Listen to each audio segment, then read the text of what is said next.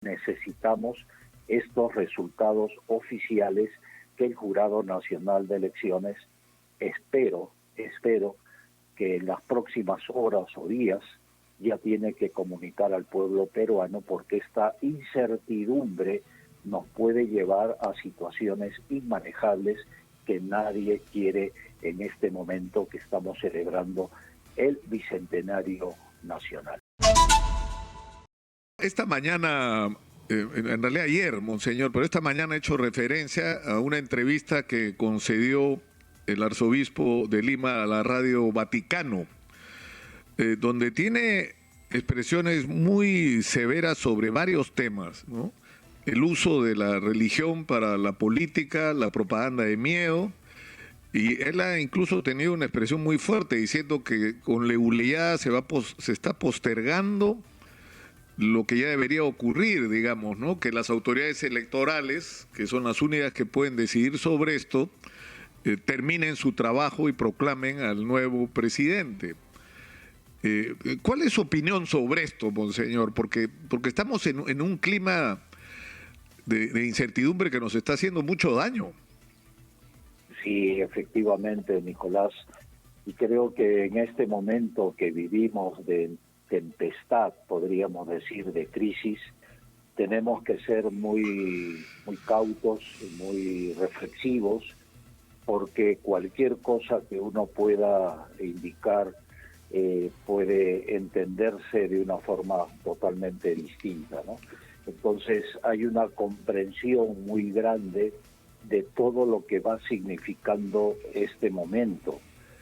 Comprensión porque, como lo has indicado, el miedo se está apoderando, el pánico entre todos los peruanos de un grupo o de otro, y por tanto tenemos que llamar a fortalecer nuestro espíritu y sobre todo fortalecer la democracia, que es el sistema que mejor tutela esta voluntad popular.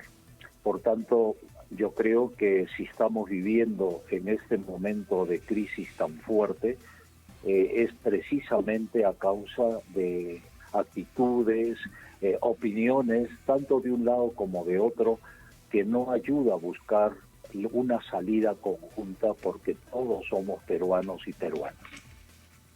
Claro, pero el gran problema, monseñor, es que si no partimos de reconocer la realidad, es decir, cómo avanzamos, es decir, si estamos enfrentados a una situación en que está claro que Pedro Castillo ha ganado la elección, es decir, lo dicen los resultados de la OMPE, los recursos presentados todos han sido infructuosos, prácticamente no ha habido ningún recurso de nulidad que haya sido admitido como razonable, y que el resultado está claro, incluso así todos los recursos que se han presentado sean declarados favorables a Keiko Fujimori, ni siquiera en ese escenario se cambia la diferencia de votos y se cambia la situación. O sea, ¿no cree usted que llegó el momento en que Keiko Fujimori acepte la realidad y entremos a otro capítulo de la historia?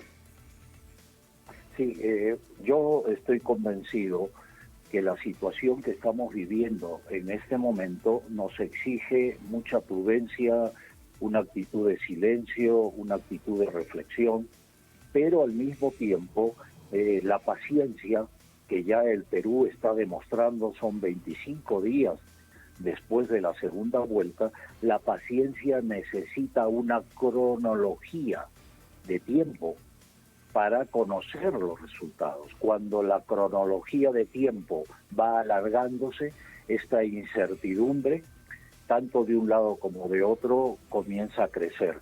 Y en este sentido, yo creo que aquí tenemos que renovar nuestra confianza plena y total en el Jurado Nacional de Elecciones. Ellos ya tendrán en este momento evidencias claras de quién es el elegido por la voluntad popular. Todos estos datos que has indicado son clarísimos, pero al mismo tiempo necesitamos estos resultados oficiales que el Jurado Nacional de Elecciones, espero que en las próximas horas o días ya tiene que comunicar al pueblo peruano, porque esta incertidumbre nos puede llevar a situaciones inmanejables que nadie quiere en este momento que estamos celebrando el Bicentenario Nacional. Ahora, Monseñor Castillo, que también de una entrevista al diario La Nación, ha sido muy crítico con respecto al uso de la religión en general y en particular el día sábado, en esta manifestación de Keiko Fujimori, pero también ha llamado la atención sobre, es decir, sobre el hecho de que por un lado dices que vas a reconocer digamos las decisiones de la autoridad electoral, pero por el otro lado promueves la deslegitimación de la autoridad electoral, ¿no? Pidiendo auditorías, con toda esta crisis legal que se ha creado alrededor de la renuncia o de la declinación, como dice el señor Arce. Es decir, no basta, monseñor, decir hay que respetar, ¿no? Vamos a respetar lo que digan los organismos electorales cuando en la práctica lo que estás haciendo es deslegitimarlos. Eso tiene que detenerse. Sí, la verdad es que ya llegó un momento en que tiene que primar los principios y valores democráticos que unen a nuestro pueblo peruano. Este es uno de los grandes desafíos del Bicentenario. En primer lugar, es construir la unidad en la diversidad. Esta unidad tiene que ser muy claramente señalada. Aquí todos somos peruanos y peruanas. Todos tenemos que estar muy conscientes que somos corresponsables de las autoridades que legítimamente y constitucionalmente son elegidas, tanto para el Poder Ejecutivo como también para el Poder Legislativo y también para las regiones o municipios. Esto es construir la unidad. Ha llegado el momento de construir la unidad en la diversidad social, cultural, económica que vivimos hoy en nuestra patria. Por otro lado, también tenemos que recuperar la esencia de la política. La política que estamos viviendo es como una competencia entre enemigos y nosotros somos conscientes que los únicos que salen perdiendo es precisamente todos los peruanos y peruanas. Es el momento de la unidad, de recuperar la esencia de la política, que es buscar el bien común de todos, especialmente iniciando por aquellos que están excluidos y son descartables de la sociedad. Ahora, ¿cómo vamos a hacer, monseñor? Mire lo que está ocurriendo ahora mismo, ¿no? Habla ayer monseñor Castillo y lo acusan los fujimoristas fanáticos de comunista. Habla usted ahora y no importa lo que usted diga, yo sé que usted se cuida mucho, monseñor Barreto, de cada palabra que dice, ¿no? Para mantener el lugar que usted tiene como pastor de la iglesia, donde están todos los que votaron por uno u otro candidato, ¿no? Pero hay un nivel de intolerancia tremendo, es decir, se ha creado la imagen de que si uno no está con Keiko es comunista y es un enemigo del Perú y es un proterrorista y no tiene derecho a llevar la camiseta nacional porque resulta que ahora la camiseta nacional es propiedad de los fujimoristas. ¿Cómo vamos a salir de esto, monseñor? Que a lo que se agrega además una cosa peor todavía, que es la idea que le han metido en la cabeza a un sector de la gente que les han robado la elección.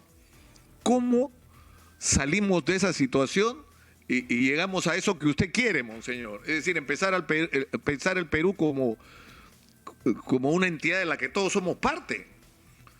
Bueno, en primer lugar, yo estoy convencido que el diálogo social es muy urgente. El diálogo supone escucha del otro, ponerse en la situación del otro, ser tolerantes en el sentido de buscar juntos la verdad. Este diálogo social que muy bien desarrolla el Papa Francisco en la encíclica Fratelli Tutti, hermanos todos, tiene mucha actualidad. Y para nosotros, aquí en el Perú, desde agosto del año pasado, tenemos una iniciativa pastoral de la Conferencia Episcopal Peruana que también participan nuestros hermanos y hermanas evangélicos y de otras confesiones de fe, que le llamamos Resucita Perú Ahora. Es decir, tener un diálogo constructivo, y espero que pronto podamos tener esta fuerza de dar una respuesta con Resucita Perú Ahora desde las regiones, que también estamos buscando la unidad en la diversidad económica, política y social para buscar juntos el bien común del Perú. Pasar, por ejemplo, de ser extraños, distantes como peruanos, que esto es lo que estamos experimentando, no es una, yo diría, división, sino más bien una actitud de estar en el Perú y nos sentimos extraños por otros peruanos que nos dicen que porque no pensamos igual, tanto de un lado como de otro, ya somos de alguna manera distantes y extraños. Tenemos que pasar a ser hermanos y cercanos. Esta construcción de la unidad exige de nosotros en este bicentenario que todos nos acerquemos, que bajemos el tono agresivo que tenemos tanto de un lado como de otro, y también invocar a los políticos, tanto de un grupo como de otro, a que no afirmen cosas que realmente desconciertan a la gente. Hablar, por ejemplo, de expropiación, o hablar de un programa de gobierno X que nos asustan a todos, pero que definitivamente el Perú se tiene que enrumbar por este camino de acercamiento mutuo desde el perdón, porque tenemos que perdonarnos unos de otros. Hay gente muy herida, y muy herida por los insultos, las mentiras que tanto de un lado como de otro se han vivido. Y yo lo experimento también de manera muy personal. En mi propia familia no podemos hablar de este tema porque unos tienen una posición y otra. Yo creo que aquí tenemos que buscar lo que nos une, no lo que nos separa. Y este diálogo y amistad social tenemos que ponerlo en primer lugar hoy en el Perú y en nuestra familia peruana.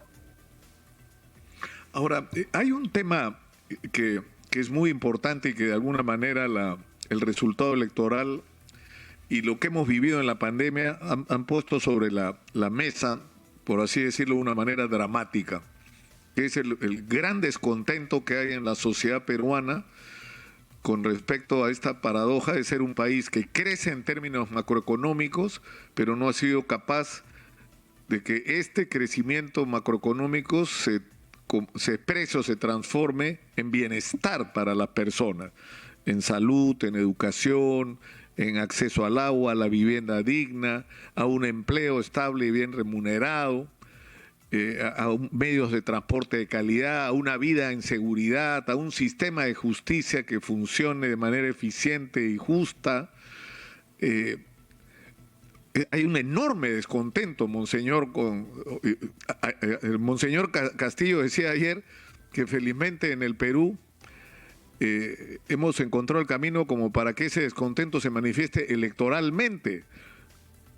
Pero en otros países ha sido muy violenta la expresión de este descontento. No lo hemos visto en Chile, lo estamos viendo actualmente en Colombia. Pero eso es un mensaje que tiene que ser tomado en cuenta por todos. Hay que producir cambios en nuestro país, exacto, Monseñor. Exacto, Nicolás. Creo que esta reflexión que haces me parece muy oportuna, porque sin duda alguna tenemos que agradecer a Dios y agradecer al pueblo peruano que en medio de esta tempestad sanitaria y política no se ha llegado a extremos de violencia que ciertamente nos debemos no enorgullecer, pero sí sentirnos realmente parte de una familia que puede discutir, pero que definitivamente no escoge el camino de la violencia y de la muerte. Esto me parece a mí muy, muy importante. Yo estoy convencido que el proceso democrático que estamos viviendo requiere de todos y cada uno de nosotros el respeto mutuo, un respeto con un diálogo inclusivo, pacífico, constructivo, respetuoso. El poder discrepar en cosas que no son esenciales no nos debe llevar a la enemistad social que de alguna manera lo estamos viviendo con crudeza. Pero estoy seguro que el Perú como sociedad pueda encontrar caminos de paz, caminos de justicia, especialmente para aquellos más pobres. Y tenemos que escuchar este clamor, este gemido de los pobres, porque ciertamente es una oportunidad para que podamos vivir en democracia, con paz, con justicia, y que definitivamente dejemos de lado lo que nos divide y busquemos lo que nos une, ¿no? Para que podamos decir con todo cariño y con toda ilusión que vive el Perú, pero que viva desde los más pobres. Y una última invocación en la línea que me preguntas, Nicolás, es que la mejor manera para salir juntos es que todos miremos a aquellos que están más alejados, a aquellos que no tienen voz, como Radio Exitosa lo manifiesta, y por un lado también buscar esta predilección por los más pobres, ¿no? Por los más alejados. Y un signo de que Jesús dijo que la presencia del reino de Dios está entre nosotros es que los pobres son evangelizados. Creo que es el momento de que todos juntos, peruanos y peruanas, privilegiemos a los más pobres para que todos nos sintamos parte de una sola familia en nuestra casa, que es el Perú. Una última reflexión le pediría, monseñor, que tiene que ver con la responsabilidad de los medios en una situación como la que estamos viviendo. Los medios de comunicación, mayoritariamente los llamados grandes medios, finalmente y lamentablemente fueron parte de la propaganda de la candidata Keiko Fujimori. Es decir, lo único que veía en estos medios es ataques al candidato Castillo y defensa y promoción de la candidata Keiko Fujimori. E incluso mucha de la información falsa y de los prejuicios que hoy se han levantado como una barrera entre los peruanos han sido construidos por la manera sistemática como los medios de comunicación han ido como inoculando, ¿no es cierto?, esta percepción, este miedo por un lado y por el otro lado esta especie de intolerancia, ¿no?, de que si tú no estás con la candidatura de Keiko, entonces eres un comunista, proterrorista, enemigo del Perú, no mereces ponerte la camiseta y te pego incluso, sí, porque son los extremos que hemos vivido en las últimas semanas. Eso es un camino que también hay que recorrer de vuelta, monseñor. Tiene que haber una corrección con respecto al papel de los medios, que deberían ayudar a unir a los peruanos y no a dividirlos. Sí, como medios, son medios para unir, no para dividir. Y creo que aquí ya es un tema que cada medio de comunicación social debe tener muy en cuenta, que su gran responsabilidad en estos momentos difíciles es invocar a la tolerancia, al diálogo inclusivo, al diálogo que sea capaz de construir, no de destruir. Por tanto, yo aquí me permito invocar a la ciudadanía, invocar a los medios de comunicación, invocar a todos los que conformamos la querida sociedad peruana, que desde esta crisis grave, desde este abismo que nos estamos, yo diríamos, impulsando, busquemos realmente el construir y acercarnos mutuamente. Es el momento de la unidad para poder superar pacíficamente, de manera justa, esta situación de incomodidad. Yo estoy seguro, vuelvo a repetir, que el Perú encontrará este camino de paz, de justicia, desde una democracia. Y me permito también aquí recordar una frase, unas palabras muy actuales del Papa Francisco, que decía a los diplomáticos en la Santa Sede hace poco tiempo, mantener vivas las realidades democráticas es un desafío en este momento histórico que afecta profundamente a los estados y podríamos aplicarlo al Perú. Este es el gran desafío de hoy, mantener viva este proceso democrático.